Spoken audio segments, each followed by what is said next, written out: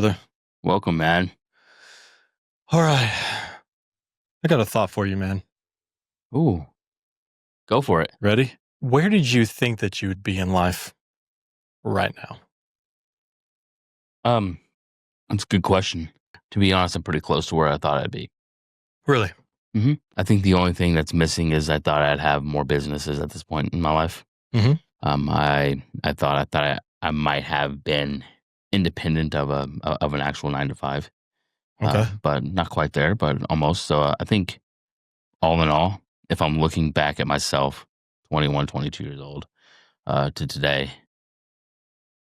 I can honestly say I'm probably pretty proud of myself. Okay.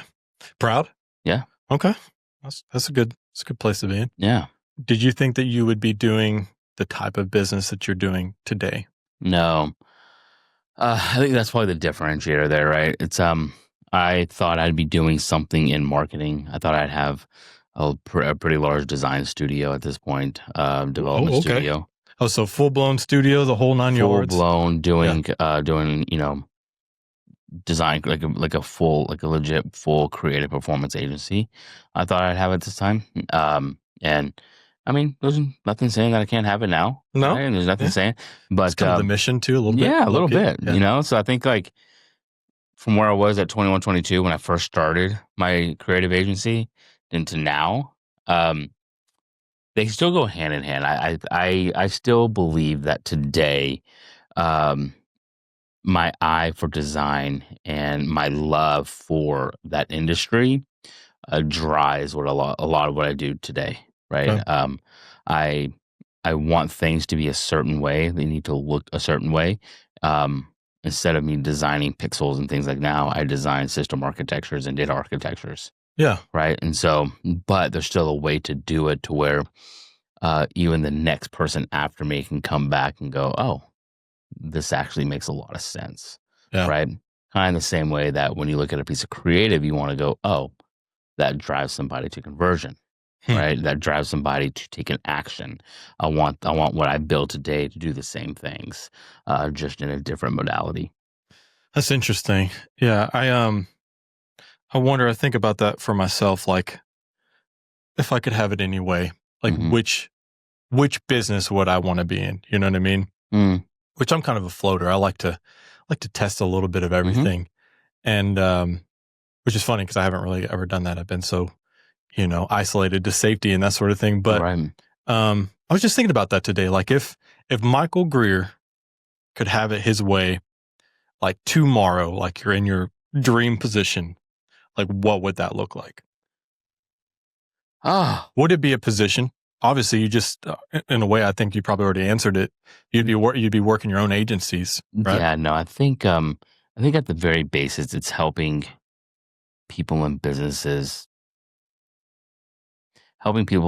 actually do what they love, right? Whether that is creative, whether that's design, whether that is what I do now, right? Cybersecurity, digital architectures, Mhm. data architecture. Um, I love the industry I'm in, right? I think there is a major need. We're in a place now where it's more prevalent than ever. Reason being, Just the sheer landscape that we're in, right? With the new LLM models coming out daily, new updates. Um, it proves a different type of risk, and it proves a different type of attack that a lot of organizations can go under now. And so, and even more so, even a lot of these vibe coders that are out today, right? That are building AI applications, right? I mean, they're unsecure, right? Everything's unsecure. Where most organizations, even organizations that you are some of the biggest in the world, are more unsecure than you probably think. is that because everybody's moving too fast? No, I think there's too much red tape, right? Projects start off and get shelved. Budgets shift. People get fired. The guy that was running the project didn't share everything out to the rest of the team. He got fired or he quit and let go, and they removed his account, and now everything got removed with it, and they forgot to do this or they forgot to do that, and they only have pieces of the information now, and they're trying to start from scratch. Like there's so many different things that Mm. happens, in companies that are just never streamlined, right? And these things happen daily, and so with that, it just proves so much more prevalent than ever that data governance, data security is where is massively needed. Yeah, which is always a good place to be in, right? It From is, like an right? I industry mean, perspective. yeah, my industry has, job security, but it looks a lot different today too, though, right? So what a data engineer and a data architect did, 6 years ago is vastly different than what they do today. Okay. Right. And so, in the new age of AI, and how are you going to govern AI? How are you going to protect, insider information against AI? How are you going to keep other people from discovering, certain things inside of a company that shouldn't be discovered? Right. With these new AI models, Hmm. Copilot, Claude, all these, everybody that's using these AI models, you know, it's there's so much happens on the back end, right? Where, okay, well, how do we secure this? How do we shut this down? How do we shut that down? Right?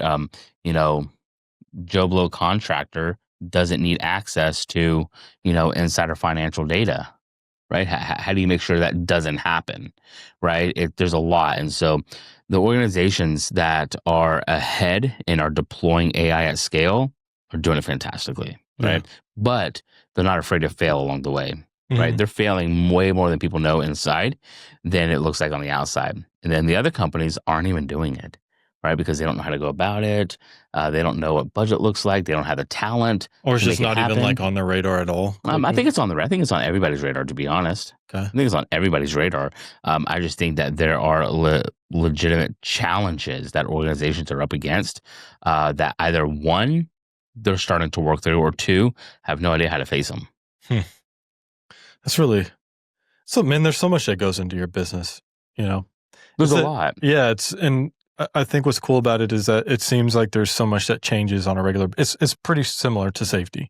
It's like every single year there's a new OSHA, or MSHA, 100%. or I don't know. It's just some regulation certification that you have to get, which is not a big deal. I guess education and self development, which I've never really had a super big opportunity to do Yeah. until now, with my current company. But it seems like there's changes like every single year naturally. And Mhm. my thought process, I guess, from the outside looking in was that it was just like everything's moving fast paced. You have to, I think justification was always like a topic, Yeah. you know, of, uh, of conversation, which was you have to justify yourself as to like why you have a job because it just seems like there's so Yeah. many of that type of job. We've gone from conversations about social media, what's happening trending, everybody jumping on it, and there's just like millions, like right, there's got to be millions of people at this point jumping on and doing content No, in 100%. somewhere, right, at some Absolutely. point. And so it kind of feels the same way with safety. I would imagine maybe it feels the same way with data security and engineering and that sort of thing. Yeah, you have people that are coming up, and, it's, I mean, I'm a decade into this.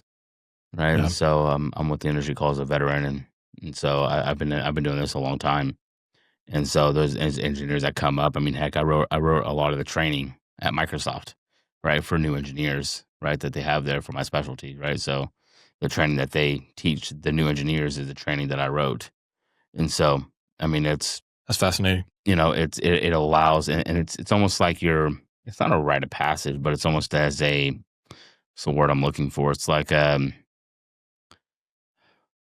an obligation, right?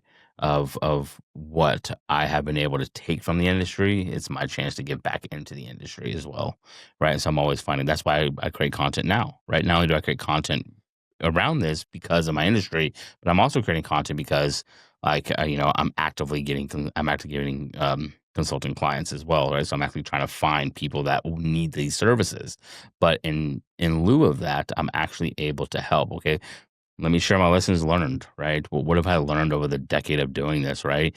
Like, how can I help other companies, other consultants, other engineers, architects, not have to hit those pitfalls and give them the rite of passage that they need to be able to make something happen. Question: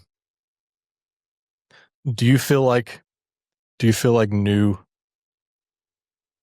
engineers are willing to take your advice, or other people? Give me a second. Mm-hmm. Or other people's advice from your perspective and your position, or do you feel like it's like teaching a kid? Like, hey, I've done this already, and it's not a good result at the end of this, and they end up doing it anyways because everybody needs their own experience. Like, how hungry do you see the average data engineer right now for knowledge, for insight from other veterans? I think overall they're hungry. Okay. I really do. I think you have everybody on different spectrums, Sure. right? I mean, when I learned this stuff, we didn't have what we have today, right? Like I did it old school, right? I got an Azure tenant and I put up a subscription, a pay-as-you-go subscription, and I went in there. I was 18-hour days, from 5, I'd get up at 5 a.m. I'd work until my shift started. And so until my job started like around 8:30. Then from there, after work from 6 to 10 p.m., I'd do it again. And so I was just in there breaking stuff, building stuff, creating new things, breaking them down, learning just anything and everything that I could.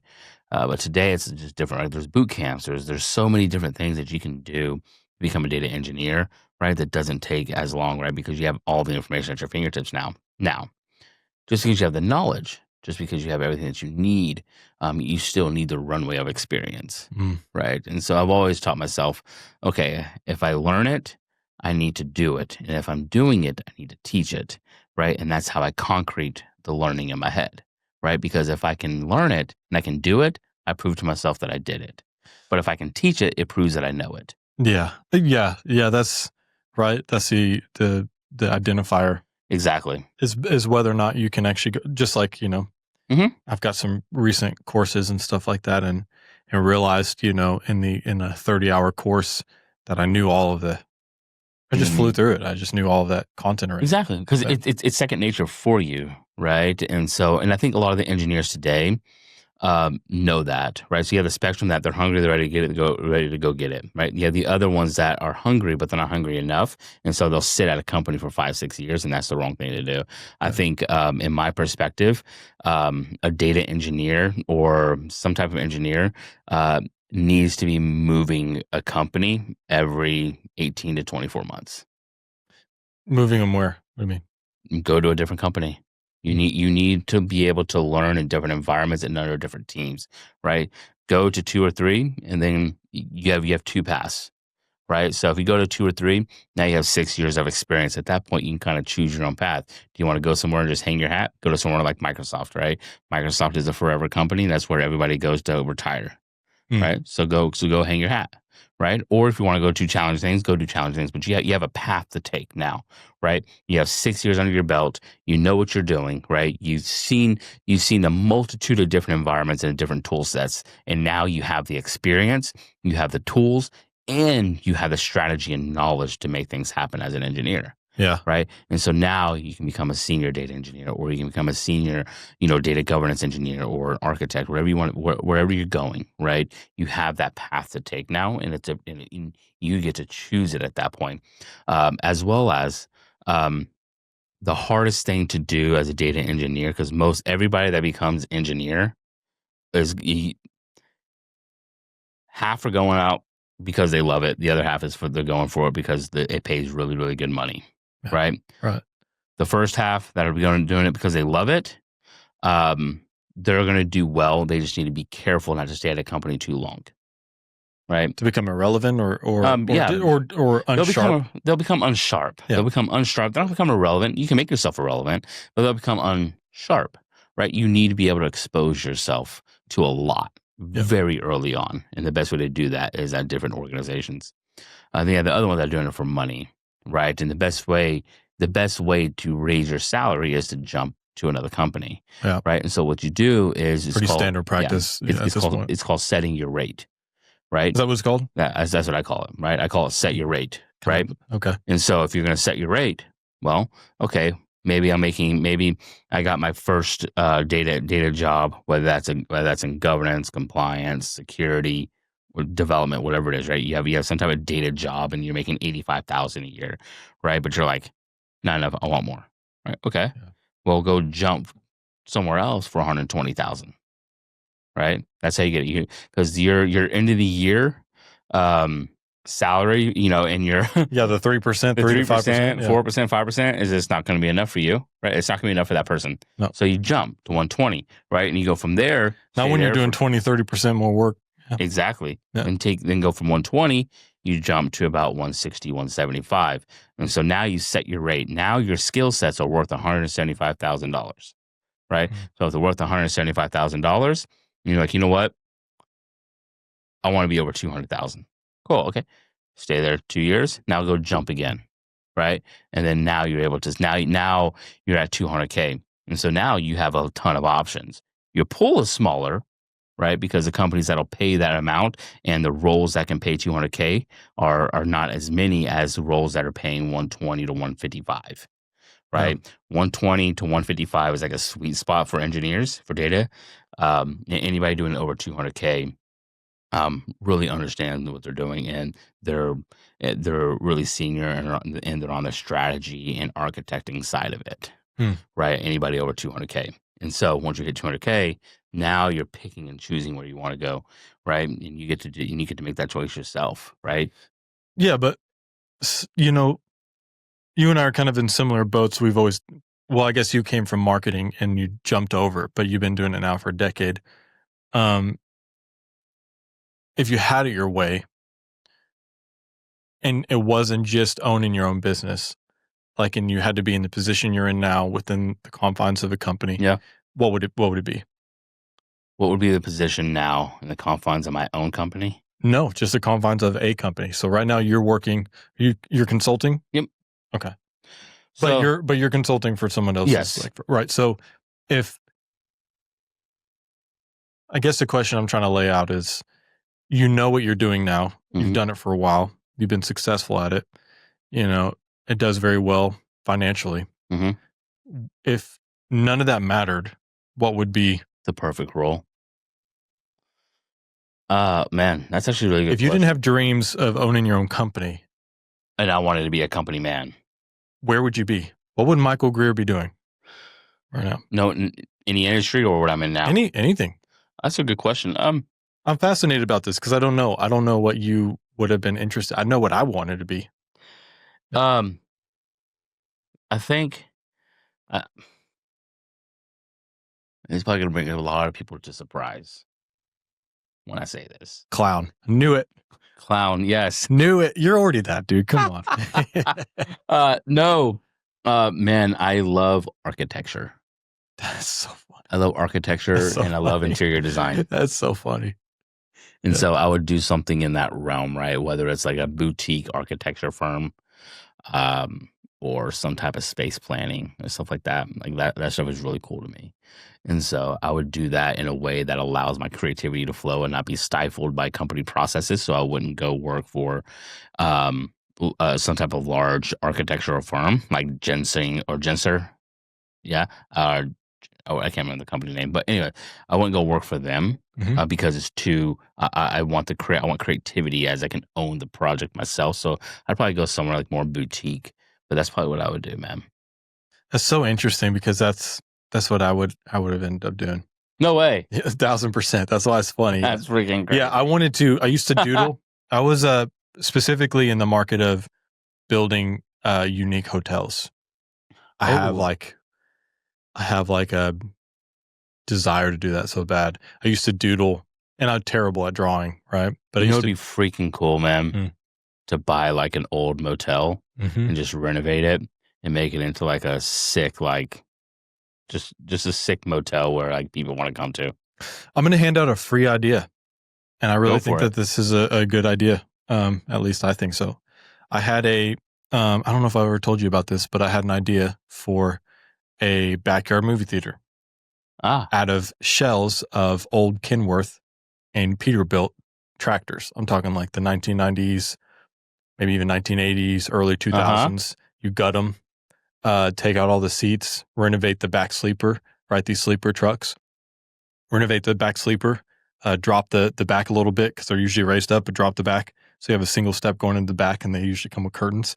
And you make about four, anywhere from, I think I was thinking like 6 to 8 seats back there, right? And then instead of like having an actual windshield or windshield, it would be replaced with an actual drop down like screen, and you have a projector, the whole 9 yards.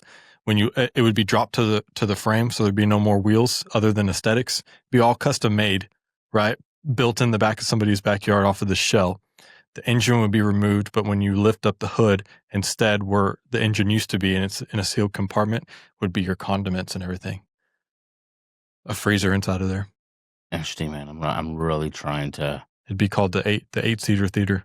6-seater theater. I think the name needs work.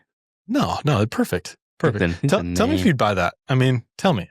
You walk back, you see this custom like Megatron, custom painted, old Kenworth, Peterbilt, Mack, whatever your fancy is. You go up there. Oh man, you got this old truck. It's not a truck. Step inside, go inside, and you have this whole soundproofed movie theater inside of an old tractor. That's a very specialized person. Mm-hmm. And so very custom, very expensive, very, very custom. It wouldn't be that expensive. You'd have to sell it. You sell it at an expensive price, though. I would, yeah. Yeah. It's because of the labor and the skill that would go into something like that would be very demanding. Yeah, so like I had a hotel in Florida that I really wanted to build that was layered on itself, right, as it went up. Oh, okay. To where you can see, and people have done that since. Yeah. But like to where you can see the drop down below you. Yeah. You know what I mean? But when you look up, you can only see kind of the top side of, or the underbelly of the next floor up. Right. Very top, obviously penthouse. It'd be flat on the complete back, completely flat. Okay. It'd have a whole funneling system for water filtration, naturally for everything else, but also because it'd be running water down from the penthouse, falling off each level. Right? Oh, that's kind of cool. Yeah. I like it, man. Yeah. That's if I had it my way, that's what I'd be doing. That's awesome, actually, man. Yeah. If I knew blueprints and how to draw, and I thought about getting one of those boards where, like kind of tilts up and you can. Yeah. I had one of those. That's actually pretty cool, dude. 45 hits, 50. This pays off, Everybody subscribe. Pay me money. Like, I know. This pays off, I don't know. Retire early. Become an architect. Retire early, become an architect. You get another job? Would you get another job, or would you own the firm? I'd own the firm. You would? Absolutely. I want the control, and I want the vision setting piece of it. You are pretty controlling. Yeah.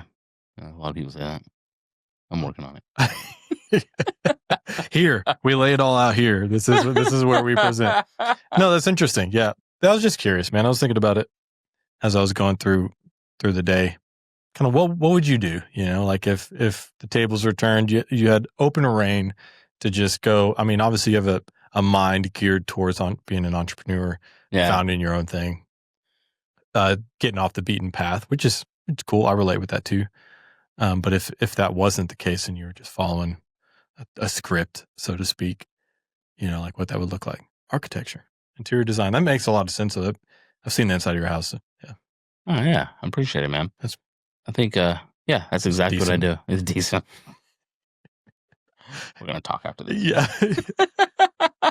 Hey, FYI, for the solar bros out there, leave my house alone.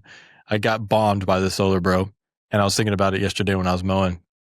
And I was like, there was all these spiders, and that's what they were with. It wasn't even solar. They were with like some sort of like pest control or something like that. Oh, yeah. But I'm like talking to this guy through the Ring camera. And I'm like, hey, we're not interested. We have this through our landlord, that sort of thing. And he's like, oh, well, if you're ever in the business or in the, the market for a new one, if this is not working out, then let us know. I was like, yeah, leave your card. And he's like, no, the name's like I don't know, epoxy or something. I was like, you don't have a business card? And he was like, no, it's just a name. I'm like, I'm not remembering that tomorrow, dude. Like, this is the worst salesperson on a moped thing that I've ever seen. He's like, yeah, he like lifted up his lanyard. I'm on a Ring camera, bro. I can't see your lanyard. Dude, we got to get that guy hooked up with Grant Cardone or something because he's not selling. Oh, absolutely. Yeah. Hey, Grant Cardone ain't either. I'd have left that name tag. I'm leaving my placard with you. You know what I mean? Back to I got robbed, yo. I need a new placard, you know? But I'd get that cell. Because I was thinking about it as I was mowing. I was like, seeing all those spiders, and I was like, I really don't have a pest control. It's me, you know? Yeah. Like I'm spraying and I haven't been spraying too regularly. And so I was thinking to myself, I was like, man, I could have used that guy, but I didn't leave a card. Missed the cell. Should have freaking left a card. Should have left that name tag, man. I would have worn it. That's right, man. You can be your own pest control. Just go start your own and do your neighbors. With epoxy. With epoxy. Or whatever it is. Yeah. Whatever it is. You just call it Onyx? Pest Control Bros. Onyx. If you're watching this, which you probably won't be, you know, had an opportunity. 0% is he watching this. Yeah. I don't know, man. I'm waiting for the Solar Bros thing to kick off so we can just absolutely get just all of that hate, you know? Oh, yeah. Solar Bros. I think obviously Pest Control Bros. I mean, there's some, they're everywhere. Yeah, and that's exactly how he came zipping up to. I'm telling you. Oh my gosh. Straight zombie body. If I ever have a solar company, like I'm gonna ban those. Yeah. And you have to use razor scooters. You know what I was thinking though? Like as a social experiment coming off of that episode you had with Sam. Yeah. Sterling. It's just getting that whole fit, that whole like, what do they call it? The when there's like a standard package for something, it's just the starter kit. Oh, starter kit, yeah. Get the whole starter kit together, not even be with a company. Just go door to door to see how many people you can shake down. You know what I mean? For no apparent reason. Social experiment. The whole. What? Yeah. Just hey, what are you selling? Nothing. Just I live next door. You know, haven't seen you. I moved in a couple weeks ago. You know, I'm thinking we need to connect. You know, see how many people you can. I think you get in get your contact. I think in this day and age, you probably get the door shut in your face more than you think. I bet you that would be a social experiment. You trying to be neighborly and get people's numbers and sign up for a barbecue, and then a Solar Bro selling who can do more. Which one do you think would do more? I think the Solar Bro might do more than me getting people to sign up for. I think so, man. Some black. Exactly, dude. This is like multiple times you've called me out for being exactly. Why would the black guy be going to sell for a barbecue, dude? This is documented. It's that or fried chicken. It's either one. Bro, you took it there. No, you did. You signed me up for being the barbecue guy. Everybody has a freaking barbecue. I don't. Why? I just don't. Why? I don't. What would you have then? I'd have a bounce house party. I was just going to lure little kids. That's weird, no, adults. Bro. Adults. Oh, you're going to do it? You know, you signed up for this, Michael. Oh, no, don't even he lives at. No. Dude, I could totally get a whole bunch of people for a barbecue. I think. Dude, I can sell people on some stuff. I have a way of being able to hype some people up. Not you, because you just hate everything. I hate everything. Yeah, it's true. You're very critical of everything. No, I'm not. I think some people might agree with you, but I don't think I am. I think there would be quite a few people that would agree with me. Then I'm critical of everything now. What am I critical? What have I been critical of you lately of? Man, there's too many to count. So somebody says they don't have anything. I'm sure. Well, I don't bring anything to you anymore because that's how critical you are. Oh. Yeah. That felt scripted. No, I mean, it's the truth. No, I could for sure get people to a barbecue. Yeah. That's awesome. Actually, you should go be neighborly. Yeah, I mean, we've never. I don't know. This is kind of getting off topic or whatever, but we are Unscriptd. We've my wife and I have always kind of talked about that. We barbecue together or no? No, we just. I mean, I think we've lived up here 8 years. I don't know if we have one neighbor. Oh man, you gotta go be neighborly. I don't like casserole. Tell them not to bring a casserole. It would be me bringing the casserole, right? You don't have And to that bring like a a casserole. standard neighborly. I don't know. I'm not versed in the No, neighborly you stuff. can bring. I mean, you can bring a dessert. You can bring a. You don't have to bring a casserole. You can bring barbecue. You can bring. See, but that's where you think that I'm like a closeted extrovert, and that's not true. I know. Well, you're more extroverted than you think you are. I've seen you. Yes, you are. Yes, you are. Like you are an introvert, 100%, and I know that. But when it's time for you to be an extrovert, you got it. But is there a time to be an extrovert, or am I just I think there's a time to be. I think some people are just naturally introverted displaying? and they can't get to that place. Well, you can't. Things don't really work out for you introvertedly if you're in an extroverted like position and No, atmosphere. You know, I can be both, right? I can be quiet in group settings, but I also can be loud and obnoxious in others. I've never seen you quiet. Yeah, I can get quiet if I'm around a bunch of people that I just don't know, or like at like events and Well, stuff yeah, like that. I guess so. I'm very introverted when it comes to like networking events. I just That am. is not what I would anticipate at all. Yeah, Yeah. yeah. Until you get warmed up, or what? I can get warmed up, and I Yeah. can kind of. I ain't gonna lie. I gotta talk myself up sometimes. I gotta be like, oh, okay, let's do this. Do you go Yeah. Eminem mode in the bathroom, just like And it's psyching yourself up in the splashing water on my face. Yeah, it's like the looking scenes at of your a spaghetti movie. fingers? Yeah. The spaghetti, exactly. And so I'm just like, let's do it. You Mm. got this. You the man. You're here for a reason. And then you walk out the door and you walk right back into the And I'm bathroom. like, I don't got it. I'm not the man. This is not for me. Yeah, yeah. What am I doing here? You bought the freaking most expensive tickets. Yeah, yeah, Exactly. yeah. And so I don't know. I've never been. Pin yourself against the wall. You could do this. Yeah. But if I'm going to like a setting, family, friends, and I don't know all the friends, then I can be more extroverted.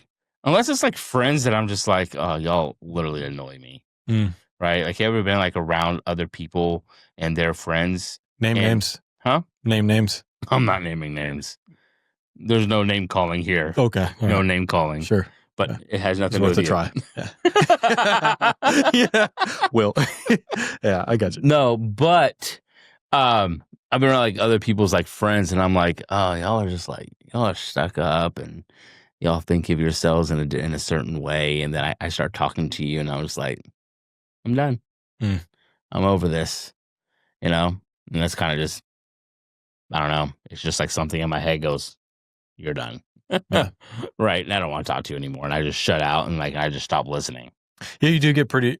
I think in certain scenarios you get pretty assertive, which I think you would, because I relate with that, Mhm. and I have the same, I think, tendencies, and so sometimes I think you always think that you're going to go around and find people that that you relate with, and that's going to be the person that Right. But we're actually really different. Yeah, we which actually are. Which is comfortable and we're not it's comforting and refreshing, because Absolutely. if you're searching for that person that like you're just like you're the missing puzzle piece or whatever else for friendship, relationship, whatever the case is, and you want to be so identical, man, it just does not work at all. No, it isn't. I think because you have to. It's honestly truly about finding somebody that complements the things that you're just not that great at. Mm. Right. We talk about it so much in business and so much in just in general that like, well, especially in business, right? It's go outsource the things that you're not good at. Yeah. Right. And you can bring that same concept and perspective to personal relationships, with friendships or business partners or, a wife or a husband, spouse. And so I think there's that realm as well. It's like, well, okay, if this is an obvious thing that I should be doing over here, I'm not outsourcing my feelings. I'm not outsourcing the stuff that I'm not good at, but I need somebody to help come along with me to help me make those things something that are a priority, right? So you feel heard, you feel loved, you feel cared for, you feel like seen, you feel all the things you're supposed to feel inside of a relationship, right? And that's maybe you naturally give off as well, but have never gotten back. Then I think that's a good complimentary thing. Well, even beyond that, because it doesn't really make sense. you would think that you would have a lot of respect for somebody who has almost like extremely similar tendencies and habits and stuff like that, but you don't. I don't know what it ends up kind of being an annoying thing. You know, I know that I think this way, but I see you thinking similar to the way I think, and for some reason, somehow it's annoying. Do you know what I'm talking about? There's that clash there where if you're very quick to get stern in a situation where you're shut it down and no peer pressure is going to back you out of it, and I'm the same way. Yeah. Why am I frustrated that you're doing something that I would be doing? You know, 100%. And so, I guess question to you then, like, I mean, I feel like those situations are very rare, or even heck, very few far in between, right? How that would happen, right? Has it happened with you? well, where I feel that way for you, Yeah. I'm sure in many cases. Huh. Yeah. start pulling stuff out, bro. Huh. Yeah. Oh my gosh. No, I'm sure. Yeah. Because we've gone through 13 months, 14 months of podcasting and Yeah, picking locations and trying to choose chairs or you know, I don't know, whatever. So I think the times that we kind of probably clashed the most was in the rebranding phase. Yeah. I think there was times where it was like it was pulling from what was to something what it is, right? Or what it could be, and then being able to take something that was 100% yours, 100% you built it, 100% a vision, then to be able to go, dang, we're taking all that away, right? Or it feels like that, or it feels like, you know, like, and I think we had a couple moments there where it was like, okay, well, let's take a step back and go, okay, hey, like, I think we're on the same page. Just the way that we're doing it, we have different perspectives of doing it, right? Because in the early days, earlier this year, it was very much a like we need to continuously pay homage to where we are, right? But we also need to evolve, right? And I think that in between is the hardest part. Yeah. Which I think that could be a good segue. Yeah. Maybe that could be a good segue conversation to our next. Yeah. Awesome. Yeah. And pick it up next time. Everyone, as always, you know where to follow us. YouTube, Spotify, Apple Podcast. We're on IG, Facebook, LinkedIn. Yes. Pretty heavily at this point, doing pretty well. Like, subscribe, hit that notification bell. Don't miss the next episode. And as always, share with everyone. Share with everyone. Absolutely, everyone. And I have a course coming Do out. not buy his course. Anyways, y'all. Thanks. Peace.